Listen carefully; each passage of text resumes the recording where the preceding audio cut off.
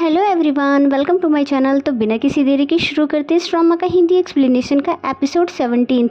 Episode के starting में हम देखते हैं कि वी मिरिन को छोड़ने के लिए उसके घर पर आया होता है।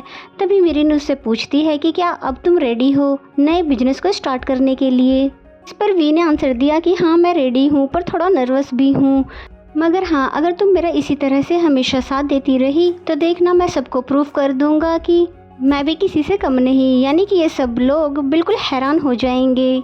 वी की ये सारी बातें सुनकर मिरिन हंसने लग जाती है और फिर थोड़ी देर की बातों के बाद वो अंदर चली जाती है।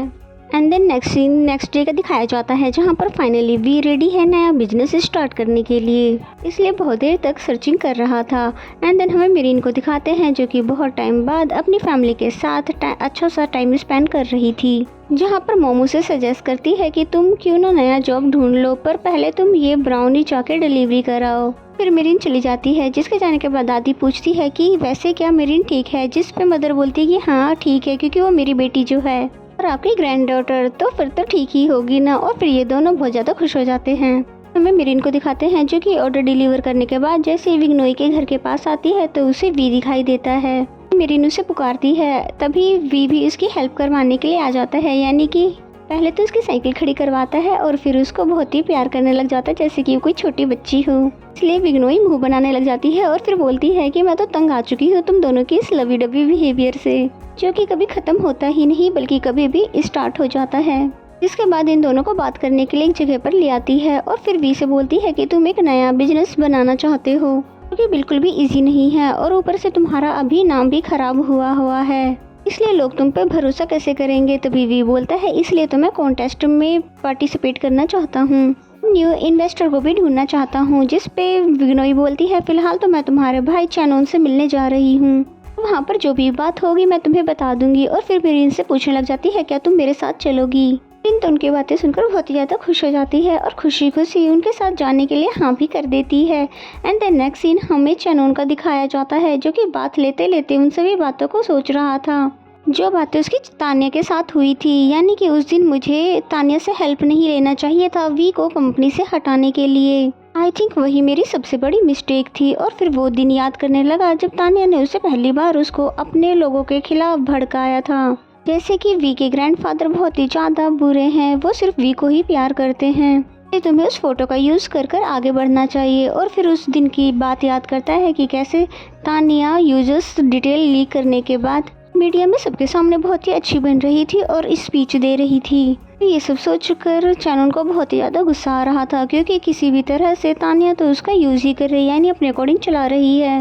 एंड देन चैनन को ब्रेकफास्ट करते हुए दिखाते हैं, जहाँ पर चैनन अपनी मदर को बताता है कि आज मेरी मीटिंग है फाइनेंशियल के अकॉर्डिंग, जिस पे मदर बोलती है कि तुम्हें अपने वर्करों पर ज़्यादा पैसे लगाने की ज़रूरत नहीं है, कि पैसा बचाना सीखो, क्योंकि अगर हमारे पास ज़्यादा अमाउंट होंगे तो हम और भी कुछ कर सकते हैं।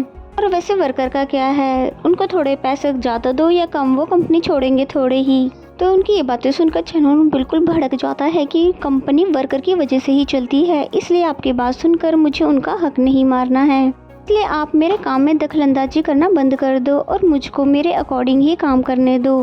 तो ये सुनकर मॉम बिल्कुल हैरान हो जाती है कि ये भला कब से मेरी ओपिनियन को गलत बताने लगा, जबकि अभी तक वो करता आया है जो भी मैंने उसे बोला है।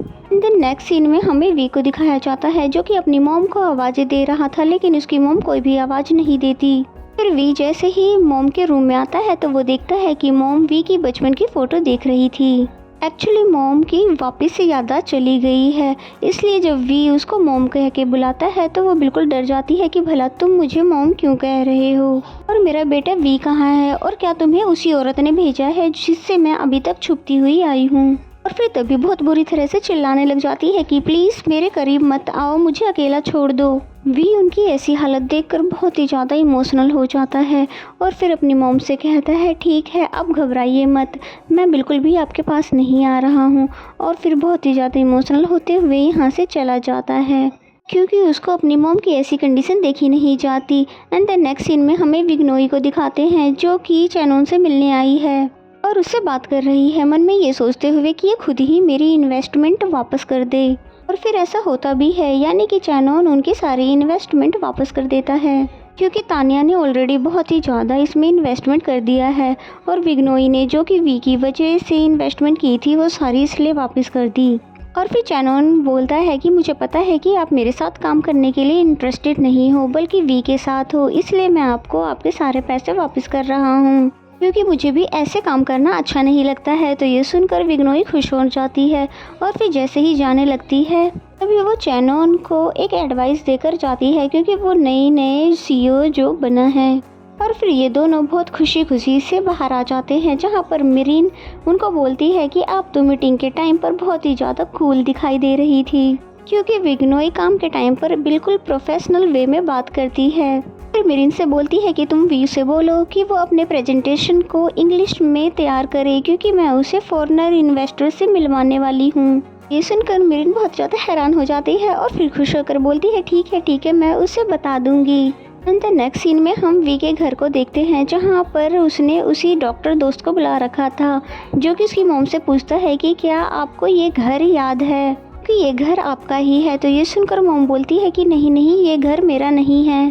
फिर डॉक्टर समझाते हैं कि अभी तक जो आप घर को सोच रही थी वो सिर्फ आपकी इमेजिनेशन में थी, बल्कि रियलिटी ये है कि ये आपका घर है और ये जो लड़का खड़ा है वही आपका बेटा वी है जो कि अब बहुत ही बड़ा हो चुका है। और इसे ध्यान से देखिए, बिल्कुल ठीक ये आपके हस्बैंड की तरह ही लगता है ना। फिर वो ध्यान से वी को देखने लग जाती है और फिर स्माइल करने लगती है, यानी कि अब उन्हें थोड़ा यकीन होने लगा है कि हाँ ये उन्हीं का ही बेटा है। फिर तभी डॉक्टर ने उन्हें वो पिक भी दिखा दी जो कि वी ने हॉस्पिटल में क्लिक की थी।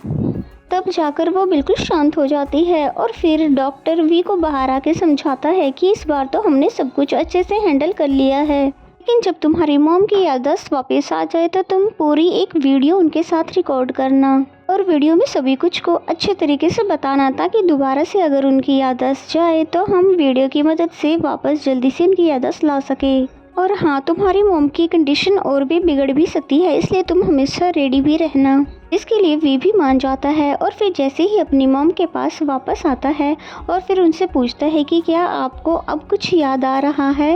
तो वो बोलती है हाँ मुझे कुछ याद आ रहा है, वो सारे सीन जब मुझे चैनोन की मदर ने परेशान किया था। और फिर बहुत बुरी तरीके से रोने लग जाती है। तो ये देखकर वी बोलता है कि आप मुझे बताओ कि वो आपके साथ क्या करती थी। लेकिन वी की मदर बिल्कुल डरते हुए रोती गई और कुछ भी बता नहीं पाई। देन स्टोरी पास्ट में जाती है, यानी कि उस टाइम पर जहाँ पर वी के फादर की डेथ हुई थी। यहाँ पर वी की मदर अब बिल्कुल अकेली पड़ गई थी और फिर बोलती है कि अब मेरा और वी का क्या होगा आपके बिना। तभी चैनोन की मदर आती है और काफ़ी बुरी तरह से बुली करते हुए कहती है कि तुम जैसी गोल्ड डिगर लड़की के साथ यही होना था और तुम्हें क्या लगा था कि अमीर लड़के को फंसाकर तुम बहुत ही अच्छी ज़िंदगी जियोगी। और अब जब तुम्हारा हस्बैंड नहीं रहा तो अच्छा ये होगा कि तुम इस घर को छोड़कर चली जाओ। तुम्हारे बेटे को मैं पाल दूंगी और अगर तुम यहाँ से नहीं गई तो मैं तुम्हें जान से ही मरवा दूंगी और साथ ही तुम्हारे बेटे वी को भी जान से मार दूंगी। और फिर ये सब कहकर यहाँ से चली जाती है। जिसके बाद तो वो बहुत ही बुरी तरह से रोने लग जाती है क्योंकि स्टार्टिंग से ही चैनोन की मदर ने उन्हें बहुत ही ज़्यादा तंग किया है और जिसके बारे में तो वो कभी किसी को बता भी नहीं पाई, बल्कि हमेशा अपने मन में ही रखा। शायद यही एक वजह थी जिसकी वजह से वो धीरे धीरे बीमार होने लगी थी और ये सभी बातें पता नहीं कब तक वी को पता चल पाएगी। और फिर इसी सीन के साथ ये एपिसोड यहीं पे ख़त्म हो जाता है। तो मेरा एक्सप्लेनेशन अगर आपको अच्छा लगता है तो वीडियो को लाइक करें और चैनल पर नए हैं तो प्लीज़ चैनल को सब्सक्राइब करें और बेल आइकन को ज़रूर प्रेस कर लें ताकि आने वाले सभी वीडियो की नोटिफिकेशंस आ जाएँ। तो मिलते हैं नेक्स्ट एपिसोड में, तब तक के लिए bye bye and take care.